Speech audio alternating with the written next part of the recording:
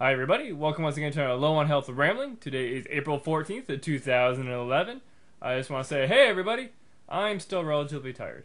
Recently, the last couple of weekends, I've been putting in a lot of hours at McDonald's and whatnot.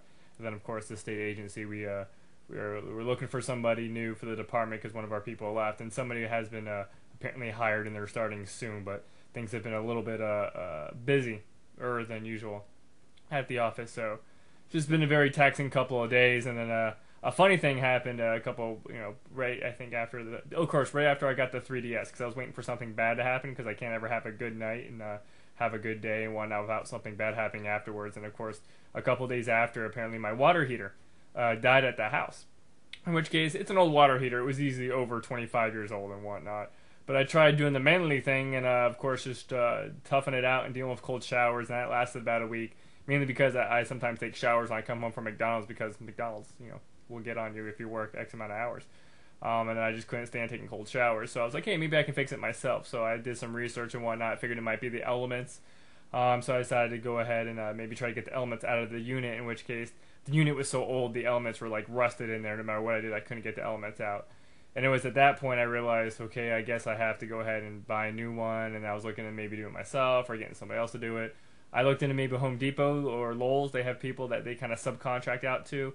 Did a bunch of research online, and eventually came down to using the Pampering Plumber, which is kind of a local plumber business around basically the Newport Richey, Pasco, Trinity area. In which case I called them up, and it was great. I called. They said they were coming out to do an estimate, and I actually talked to the guy before he came out. He's like, yeah, I explained it's one of the 30-gallon units. It's above the dryer. And one night he's like, yeah, that's usually like $802.75.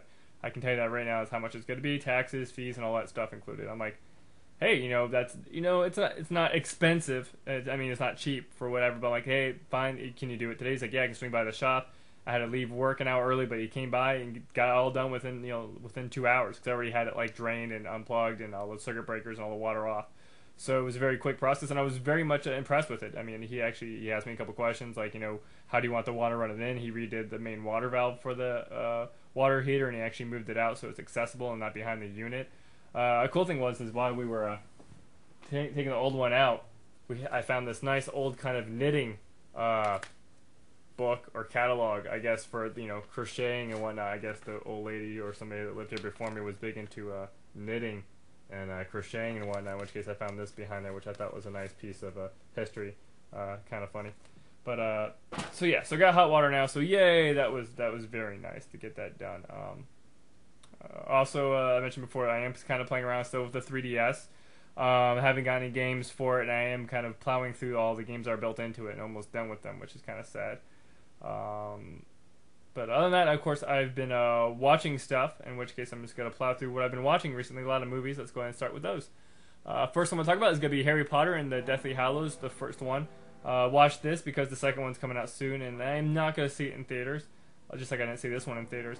One of the interesting things about this one, too, it has very much an Empire Strikes Back type of vibe to it, because, it kind of ends on a cliffhanger-ish, or not really a cliffhanger. It doesn't really have like an ending, it's kind of just like, okay, this is setting yourself up for the next one, because it's, just how the books were. So it was okay, nothing great about it whatsoever, but, Harry Potter, I do enjoy it, but it just kind of sucks it was broken up, and I'll probably have to wait another 6 months to watch the next one. Next one I'm going to talk about is going to be The Warrior's Way, which is a nice kind of classic kind of a spaghetti western-ish movie. Western guy comes over to the West after fleeing, and he's kind of got revenge elements of people coming after him, and assassins. Has some really cool, sword play and just kind of wackiness to it. I'm trying to think of the other spaghetti western that I watched a couple years back. It was like done in Japan, in which case it was all Japanese actors, and they were speaking English, like they were basically trying to speak English and whatnot. And it was a very good film too.